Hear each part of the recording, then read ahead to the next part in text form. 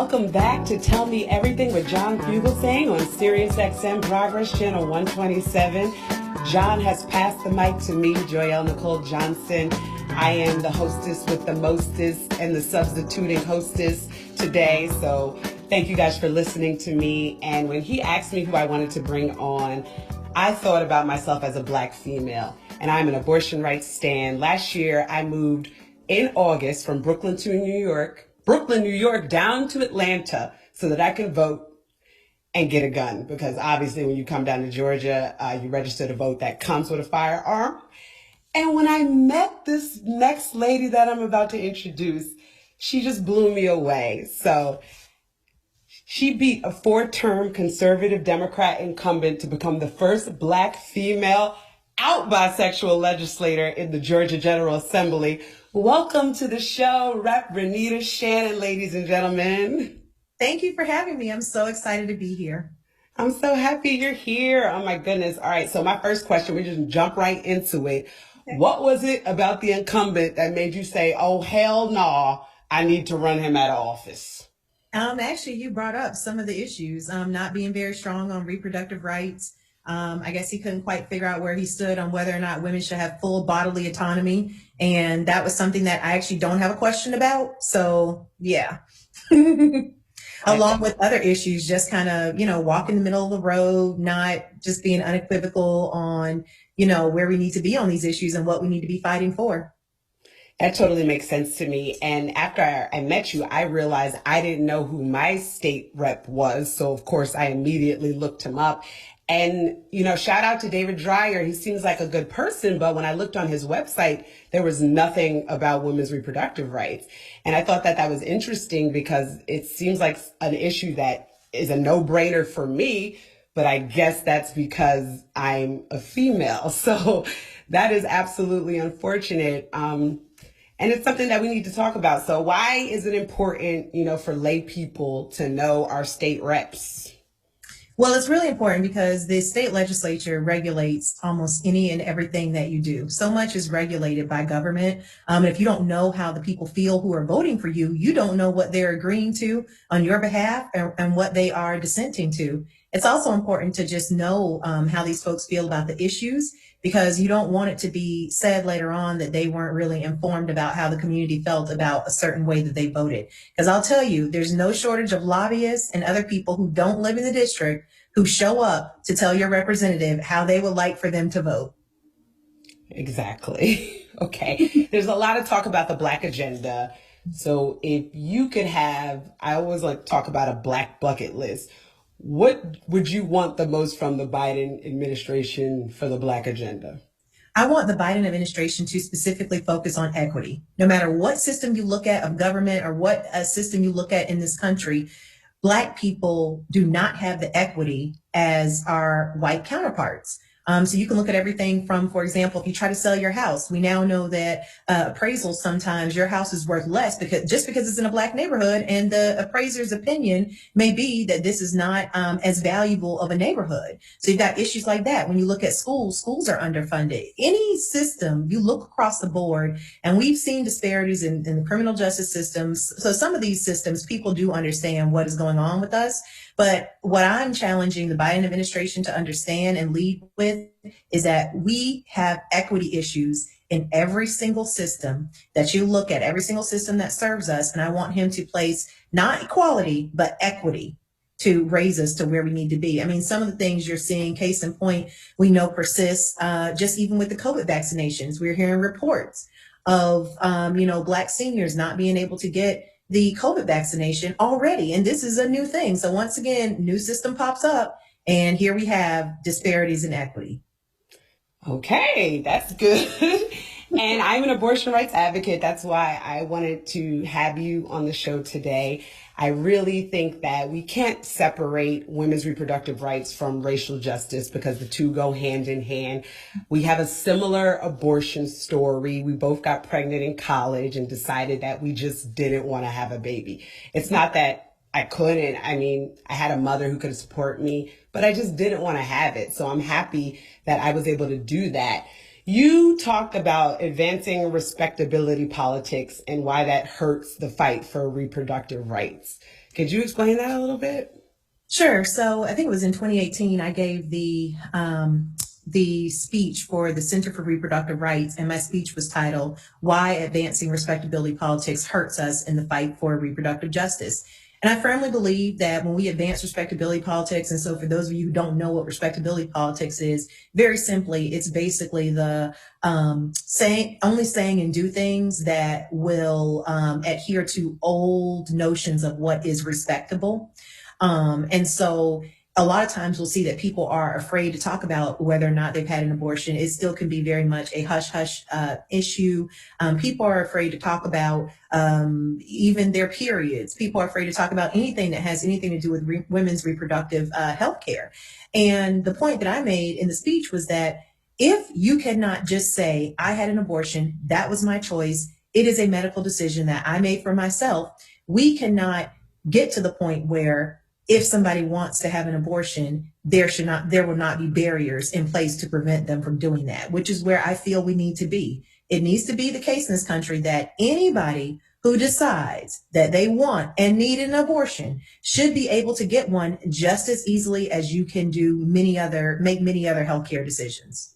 So to your point, even just looking at equity, we have equity issues within the reproductive healthcare space. For Black women, we know that the Hyde Amendment is something that has not allowed Black women to access abortions in the ways that white women can. That's something that the Biden administration needs to get pretty serious about, ending the Hyde Amendment. We know that when Black women, it's not only hard for us to access abortion care, but if we decide to carry a child, it's difficult to make sure that you're going to have the right medical care without bias when it's time for you to deliver. So, we know that Black women are disproportionately dying in childbirth and complications due to childbirth. So that speaks to maternal mortality. All these issues, again, same problem, lack of equity. And it comes from systemic racism. Well, then you said a word. So okay. I don't do respectability politics. I don't. You don't do it. You don't do it. And so you're the first Black female out queer woman in the Georgia state legislature, right? Bisexual. Mm-hmm. Bisexual, yes. I do refer to myself as queer, but the reason why I correct is because Park Cannon was actually the first solely queer identified legislator, period, in Georgia. So, mm-hmm. Okay, and that's awesome. And I'm so glad you ran. So what do you say to people who have no experience in politics but want to run? Because we have a list of people that need to challenge, and I can look up to Walker County, Georgia. Somebody needs to be challenged when it comes around. What do you say to the people who have no experience in politics but want to run? That they should not underestimate themselves. And if they have any question about whether or not they're qualified, take a look at committee meetings and who is already currently representing your area, because you will see that there is not much daylight between yourself and the people who are already in these seats of power. In fact, you probably have more information, or probably more qualified, because you're keyed into what your community issues are, and that is the best person to actually represent your community. Okay. And what are you working on right now? Which laws are you working on right now? One of your most important ones. And what is on your legislative bucket list? Sure. So there's a few things I'm working on. I have been a loud advocate about making sure that we actually have accountability within America's policing system. Currently, we don't have any accountability. And so I'm continuing to work on legislation that will push for police accountability. I'm working on legislation to repeal the crisis pregnancy centers. In Georgia, we are giving millions of dollars to clinics that are there basically just to tell women that they don't want to make the decision. They think that they do not want to make the decision that they've already decided, which is if they want to have an abortion, these clinics will say any and everything, whether it's true or not, scientific or not, just to get them not to choose what they've already chosen, which is that they want an abortion. I'm also working on getting the other 6 months of Medicaid expanded to those who have newly given birth. So last year I was able to get 6 months where new mothers could stay on Medicaid 6 months after giving birth, which previously it was 60 days, so that we can cut down on the maternal mortality crisis in Georgia. So I'm working on getting the other 6 months because we need the full 12. Amazing. Is that the legislative bucket list answer? It's not the bucket list. I don't even think you have time for my bucket list. Is there one thing that comes to mind, though, that is like something you are so focused on, like having it be, this is the one thing, if it happens, you could say your job is done, you did it? I wouldn't say my job is done, but I would say the biggest thing that if we can walk away from this session and it gets completed, it would be making sure that we have that we're having free and fair elections in Georgia. Since I've been elected, I've served on the Governmental Affairs Committee, which deals with election law, and we have just seen nothing but an endless string of bills meant to make sure that everybody's not able to participate in democracy. And so that to me would be the number one thing, is that if we could actually get some legislation passed that will make it easier for folks to vote, and to basically just kind of undo some of the harms that the Republican-led legislature has put in place over the last 4 or 5 years. All right. Question. Besides us, who's the most important Black woman in Georgia and why? Actually, so people think they know what my answer would be, but I will tell you there are many, many, many, many, many important women in Georgia. Of course, we know there's Stacey Abrams, all the work that she has put into making sure that we do have fair and free elections in Georgia. There's Nsé Ufot, who is the CEO of New Georgia Project. She has worked her butt off to make sure that everybody comes out to vote. There's LaTosha Brown. I mean, there's so many. And, you know, as a Black woman, you thinking about that question, we always see it. It's the same thing. They might lift up a few of us, but you always know that there are so many Black women who are never named, who are doing the work. And that is the case in our community for every issue. There's always a bunch of us who are doing the work every single day that never get recognition. So shout out all of those organizers that I'm speaking about, the organizers who got out the vote. I'm speaking about the activists who keep these issues in our forefront. Those are the people that really make the wins.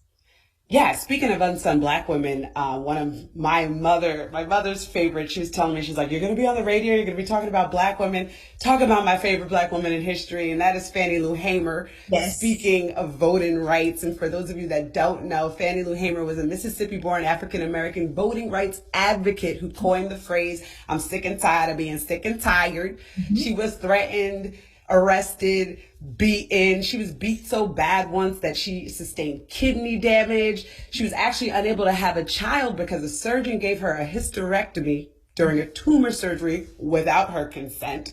And she never stopped fighting for us. She helped found the Mississippi Freedom Democratic Party and the National Women's Political Caucus. And if Renitta. Yeah. I was just going to mention, if you think about everything that she was fighting for, she was fighting for equity. So she was having this equity conversation before a lot of us really got into that. She was saying, hey, look at you political parties. None of y'all have Black people covered. None of you. And we want a seat at the table and we want our issues worked on. So yes, we demand a seat at the table by any means necessary. Who's your favorite Black woman in history? I was going to name Fannie Lou Hamer. You just took it you took the words right out of my mouth. So I love that. I love that. My mom's going to love that answer. Okay, slight pivot. I need a little bit of advice. All right. My anniversary is coming up and I booked a resort in Georgia. And then my mother just asked me, she was like, you know what, maybe you should check out the area because I've heard some stuff about that area. Turns out the resort is in Cumming, Georgia, which is Forsyth County. For those people that do not know about Forsyth County, it is famous for the racial cleansing of Black people that it did from 1912 to 1987. There were almost no Black people in Forsyth County, and it stayed that way until they had riots, and they got all the Black people out because of a situation where a white woman was found unconscious and she was raped in 1912. They rounded up a bunch of Black men, hung a couple of them, and told the rest of them to get out of town. And then I did the research and found out that they took the land from these Black people. So in my brain, I was like, is this resort going to be on the land of some Black person that was stolen in 1912? And the kicker to me is the fact that none of the newspapers exist from 1912 in that area because they're covering their tracks. Should I go? What's your opinion? I would say this. I would say frequently there are places throughout the country that are held up as the most racist places, or, places where you really have to worry about your personal safety. But I would say growing up Black in this country, that everywhere there is a potential for you to have to worry about your personal safety. So I Yeah. wouldn't single out Cumming. I will say that area has also changed. Interestingly enough, Daniel Blackman, who just ran for Public Service Commissioner, which is a Yes. statewide office, he's from that area. So I voted for him. Yes, exactly. Exactly. So the area has changed to where you will not be the only Black person that you see in that area. But I would just caution folks to not just get so comfortable in other areas that you never hear about, thinking all the danger is located in one area, because that's not true. So. Okay, so it's not completely unrealistic, because my mother had me absolutely worried, and I'm sitting here like, I don't know if I should go or not, if I should cancel the reservation. So the jury's still out on it, but we'll see. I'll let you know. I'll send you a text. Yeah, so as far as pandemic is concerned, I always like to ask people, what's the Blackest thing you miss about the before COVID times? Mine is roller skating rinks. I would say being able to have big crab boils with all your friends. That's what I miss. I miss brunch. I just miss being able to get together with everybody. That's pretty much it. Yeah, hopefully that will happen soon. I am so happy that you're here with me. Everybody, you guys are listening to Tell Me Everything with John Fugelsang on SiriusXM Progress Channel 127. I am talking to State Rep Renitta Shannon. Renitta, thank you so much for coming on the show with me. Do you have any plans this weekend for Valentine's Day? Ooh, well, I am single, so just put that out there. So I don't really know if I have plans yet. We'll see who steps up. Okay. Are you dating in the pandemic? It is. I'm trying to. It is very difficult. It's definitely difficult, more difficult than non-pandemic, but it also gives people more time to kind of get to know each other before you kind of meet in person and things like that. So I'm trying. What are your plans for this weekend? This weekend, I think we're going to go float. Have you ever done float therapy? I have heard about it, but I have not done it. I would recommend it to everyone. So maybe that's some self-care you could do this weekend. Some self-care. Oh my goodness. Thank you so much for coming, Renitta. I really appreciate you so much. Everybody check out Renitta Shannon. Is there anything else you want to say to the people? Where can they find you? Where can they follow you?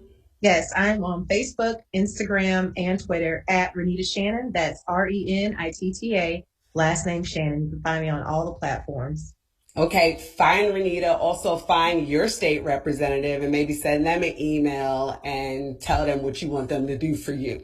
Yes. So I am Joyelle Nicole Johnson, and you are listening to Tell Me Everything with John Fugelsang on SiriusXM Progress Channel 127. I'll be right back with Renee Bracy Sherman. Hey, it's your boy